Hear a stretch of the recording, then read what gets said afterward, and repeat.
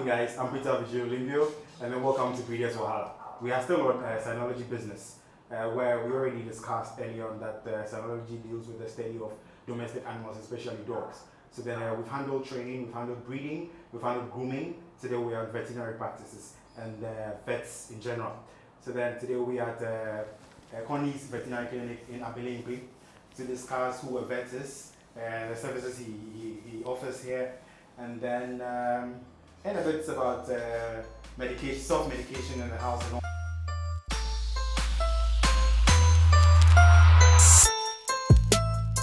Welcome, Dr. Connie, to today's show. Would like to know a bit about you. So, who is Dr. Connie, and then why vets? Why veterinary and not human medicine or pharmacy? Okay. Since we are talking about Dr. Connie and we are doing vet stuff, I'll start by saying Dr. Connie is a vet surgeon. I studied in Nairobi, University of Nairobi. It was a 5-year course, though some people do it for 6 years, but we did it for 5 years. Vet, why vet? It's a long story, but my dad was a vet. Okay. I loved what he did, and I also took to what he did. So once in a while, I helped him out, and I fell in love with vet. I also love animals, so it made it very easy for me to become a vet. Yes. What are some of the challenges you face as a veterinarian in Ghana? In Ghana, if first of all, drugs. You know, elsewhere, drugs are available. People are updating every now and then. But here, it seems the same drugs that my dad was using is the same I'm also using, which becomes a challenge because now it takes much time to sort an animal out compared to elsewhere, where they have all these diagnostic machines and all that. Here, you have to crack your brains to see what you are doing and see how best you can sort out. That is about the drugs. Sometimes the clients are also big headache because someone will bring their pet to you, you ask a question, and they also ask the house help or the garden boy, what in your kind? What did he say? And can you answer him? And he is supposed to be the owner. So if the garden boy or the house help doesn't give you a correct history, then obviously, like I said, we have other challenges. So when you add their challenge to yours, then you are compounding the problem. So that's where we face major challenges. Yes, okay. Yes. So then, many breeders across the country complain about how vets handle the vaccines. So is it because of the handling of the vaccines, that's why we have the Pavo increase, or it's the source of the vaccines, or is the quality of the vaccines in the market? And which vaccine brand would you recommend for us to use for our puppies? Well, it's all three combined, because if a supplier brings in vaccine, it's supposed to follow a cold chain. And then if along the line or along the way, the cold chain breaks, then the vaccine is ineffective or the vaccine is now useless. It comes to me, the vet. Peter calls me to his house to go and vaccinate, which is wrong. I shouldn't even go to his house to vaccinate. I put the vaccine in my car or in my pocket. There's no fridge in my pocket. There's no coolant in my pocket. And go to his house to vaccinate. In fact, I'm even vaccinating a contaminated entity. It's not vaccine anymore. So it's complicated. It's complicated. About the drugs being used, the vaccines being used, they are all good. Let me say, they are all good. But it depends on how we handle them. Yeah. I mentioned Pavo because it's a major concern for all breeders. It's a scare for us. Once we hear Pavo, we all run away. And then would rather prefer other infections in Pavo. But then, as a vet, being please, how long have you been a vet in Ghana? As in working actively in Ghana? In Ghana, 4 years. 4 years. 4 years. So is Pavo the alarming disease or infection among dogs, or there are other infections that you've come across? I mean, we are breeders, and it's only Pavo that we are always concerned about. You are concerned about Pavo because one, you lose puppies, and no breeder wants to lose puppies. You are concerned with Pavo because of the smell. When the diarrhea comes, the vomiting comes. Yes. The cleaning alone is stressful. But I can tell you, every dog in Ghana, every dog has tick fever. But since you don't see it, it's just like malaria in humans. Since you don't see it or you don't witness it, we brush it off. But Pavo, there is vomiting, there is diarrhea, lethargy, is not eating, that's loss of appetite. So the breeder is concerned. Pavo comes about when the puppies are infected, which can be through contact. So assuming I have puppies at home, I visit Peter's place. Peter also has puppies, or a dog has died of Pavo in the house. I go and step in the house. The virus stays in the environment for a long time, sometimes 2 years. So if I pick the virus from Peter's house and go to my house without changing, then I'll transfer it to the puppies. So the puppies will come down with Pavo.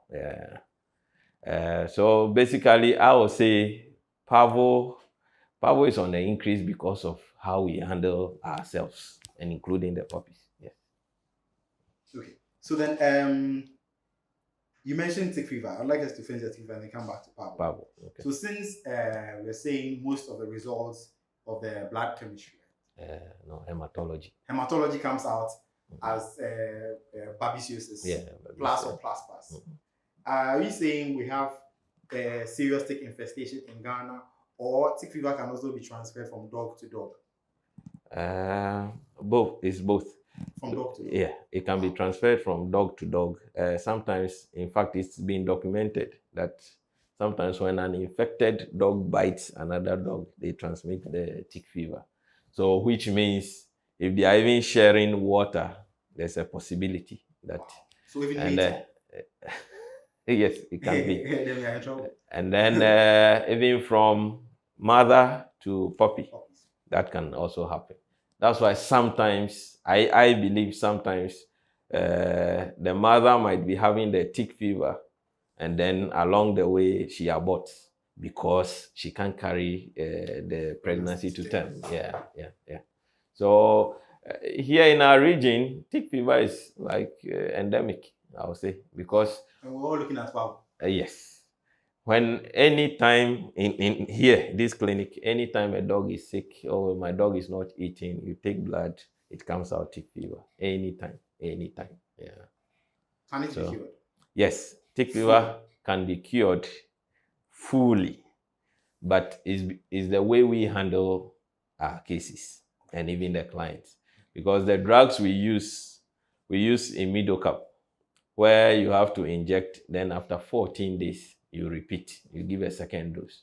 But the owners refuse to bring because they've traveled, they are out of town. They think the dog is recovering, so yes, it's okay. Once the dog is eating after 3 or 4 days, then the dog is okay. They don't follow through the treatment regimen. So then maybe after 2 months, they come saying, oh, the dog is not eating. Meanwhile, you didn't complete treatment. So now it will be like a carry forward. So the dog never heals completely from tick fever. Yeah. Okay, so then I'm a breeder. So I'm speaking from a breeder's perspective. I know it is wrong, but then what advice do you have for us? So let me start this way. So I have a dog. It wasn't eating. It had maybe some rashes somewhere, some symptoms. Yes. I came to you. You ran tests. You found out the cause. You gave me drugs. And my dog was okay. A friend comes to me. My friend calls me, Peter, my dog is having the same symptoms as your dog. What drug did Dr. Connie give you? Then I mentioned it for him. Then he does his own thing in the house. Yeah. We are fond of that. It happens all over the place. So what's your advice to us? I am here. Please advise me Yeah. because I also do it. Please. Okay. Yeah, I've heard your question well, and I'll respond appropriately. Usually, even in school, let me start from school. They will give you a number of diseases, and then they will ask you to differentiate. Every disease has a peculiar sign, but most of them, there will be lack of appetite, there will be temperature, there will be, there are some common ones, signs among diseases. When you write this, our professors will mark you wrong because it cuts across. So what if the symptom you describe to him is a normal symptom to a sick dog, but not the particular one Dr. Connie treated for? So you say, oh, okay, it wasn't eating. So we're giving this particular antibiotic, so go and buy. Maybe it's a liver problem and you are using antibiotic. You have to run some tests to ascertain the particular problem, and then you use the right drug to do the right treatment. Yes, to me, you don't sit home. And there are some clients also who will call you on phone and tell you, oh, my dog is this. So can you give me something small so that tomorrow I bring it to you? No, you don't do that. Because I can't treat your dog over the phone. I have to see the dog. I have to run some tests before I can come up. I'm a surgeon, yes. But there are so many things you have to run tests to get so that you treat it appropriately. Yes. Thank you so much. And then, Doc, between you and I, personally, I've brought in, I think, 5, 6 dogs in the past month or two, and all of them had swollen livers. What would you say the cause is? Swollen liver can be caused by one or two things, or a lot. Yeah, but let's narrow to one or two. Even the drugs we give them can cause swollen liver. Please, the drugs, you mean drugs to treat infections or vitamins? Drugs to treat infections, yes. Even the water they drink, the food they eat, and bacterial infection, viral infection, fungal infection can cause. Even sometimes worms can cause. Worms? Yes. Liver? Because, yes, sometimes some worms go through the liver, aberrantly. Yes. So, yes. So liver problem can be caused by a whole lot of things. That's why when you come, apart from taking blood and running tests, we ask you a few questions, and then maybe we'll get to know exactly what we should be looking out for. Yeah. Okay, Doc, you mentioned, when we were talking about Pavo, you mentioned that going to the client's house to vaccinate is not right. It's not ideal. So are you advocating or advising that we all come to the clinic to get our dogs vaccinated, or puppies vaccinated? Yes. That one, yes. I'm slowly saying yes because I've heard stories that when you go to the vet, you pick. Exactly. That's what you pick Pavo virus. There's nothing like that. Here, I will not say we don't treat Pavo cases. We treat Pavo cases. But when the dog comes, in fact, we start asking history from outside. What have you come for? Why are you here? Oh, my dog is vomiting and having diarrhea. We straight ask you to take it to the drip room. That's where we run the test. You don't come to the consultation room. So after weighing, you go straight to the drip room where we run all the tests. If it's Pavo, we continue treatment from there. And with the history, how old is your puppy? 2 months, 3 months. Vomiting, is it foul smelling? Oh, very foul smelling. There's blood in it. Then you are going to deal with a Pavo case. So straight, you take it to the drip room. When it's positive, you continue. So you run Pavo test. We run Pavo test before. Yes. Going to a client's house, assuming Peter, you call me that, oh, doc, I want you to vaccinate my puppies from me.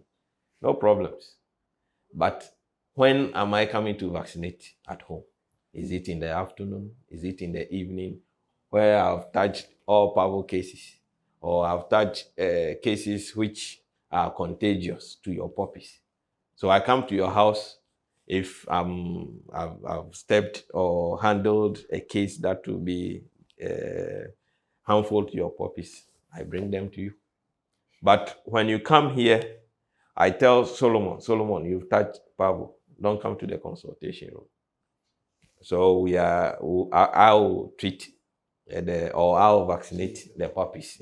So to me, it's safer. And and you can't also have everything 100%. But my advice to anyone who want to vaccinate in somebody's house is that should be the first thing, from the house to the person's house. So you've not gone through any clinic, any body's house infested with Pavo or other viruses. You just go and vaccinate the puppies, and you come back to the clinic. That's what I will say. Yeah. So that now means common cases, common infections or diseases in Ghana. You have Pavo, and then we have the tick fever. Yes. Tick fever, we overlook it because the dog doesn't really show symptoms until it's in the dying stages. Yes. Okay. So you've been telling us about Pavo and tick fever because you care about the situation in Ghana, and because those are the increasing or rising cases we have. Yeah. So then, before people think it's only vaccinations you do in your clinic, please tell us about the other services you offer apart from vaccination. Okay. Well, we'll start from the basis, which you said, vaccine. You know, vaccinations are done 6 weeks, 8 weeks, 12 weeks. 6, 8, 12. Then in between, we deworm.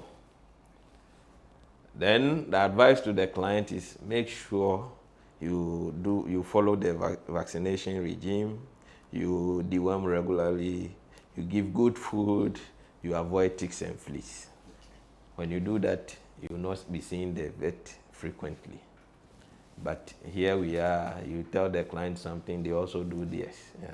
So apart from vaccinating, we also treat, we do various treatments. We do various surgeries. We do orthopedic surgery, soft tissue surgeries, maybe oral hematoma, spay, cesarean section. We do all a lot of things. And we also do diagnosis. We run diagnostic labs here. We do hematology, biochemistry. We do ultrasound also. And then recently we got a digital X-ray machine, which we are hoping to public very soon. Though in-house we've been using it. Yes. We also do boarding and hospitalization. We have boarding facilities where, when clients are traveling, we board their pets for the number of days or months they are going out for.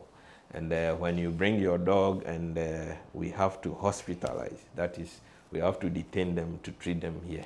When they get better, we ask you to come for your dog, or we bring them. We do all that. Yes. Doc, you mentioned you're a vet surgeon.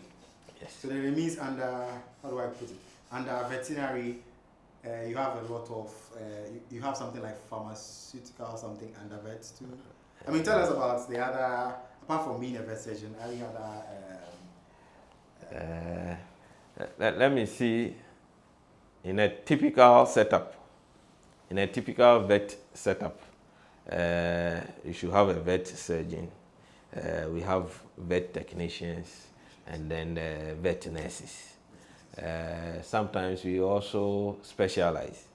Some will do pharmaceuticals, some will do surgery, some will do, and even the surgery, we have different types. Some will concentrate on eye. Doc, you mentioned vet technician, and then you mentioned vet surgeon. So yeah. Please, if someone is coming to treat my dog in my house, yes, how do I tell this is a vet surgeon, this is a vet technician? And then is there any ID card or any way we can validate that, yes, Dr. Connie is a vet under the Ghana Vets Association or something? Is there a way we can validate that? Yes, you can. There's a way. First of all, let me start from the beginning, your question. A vet surgeon is someone who has gone through, rigorous training, 5, 6 years, and then you qualify as a vet surgeon. Technicians, usually 2, 3 years, they have finished their courses. It's up to you, the client, because now everybody has that title of vet. Elsewhere, when you say vet, it means vet surgeon. But here, a vet umbrellas, a vet surgeon, a vet technician, a vet nurse. So sometimes it's complicated. Yeah. Unless maybe you are close to the person. So are you a vet surgeon or a technician? Some of them, okay, most of us, when you are calling us doctor, doctor, you know, who doesn't like post? Everybody is happy. Whether you are a nurse or a technician, once you are holding a needle, you are jabbing, and somebody is calling you a doctor, you are happy. But you know, there should be a way of correcting the person. Oh, I'm a technician, so that if something is beyond me, you can send it to the vet surgeon. But in Ghana, it doesn't happen that way. So, yeah. We'll get it. Thank you, Dr. Connie, for giving us your best. We hope to come again for the second part of this interview to be able to further advise our viewers. Guys, I'd entreat you all to patronize Dr. Connie. He is at Abelempe, just around Mawako. See, call him, build a relationship with him. If I call him 12 midnight, he picks my call. See, worry him. If your dog vomits, call him. Dog, my dog has vomited. Your dog, this, worry him. He's one of the best. He handles all my dogs. I live in Kasoa. I take a taxi all the way from Kasoa to this place every single time I need the services. You can also come here. Please don't forget to subscribe, like, and share. Thank you.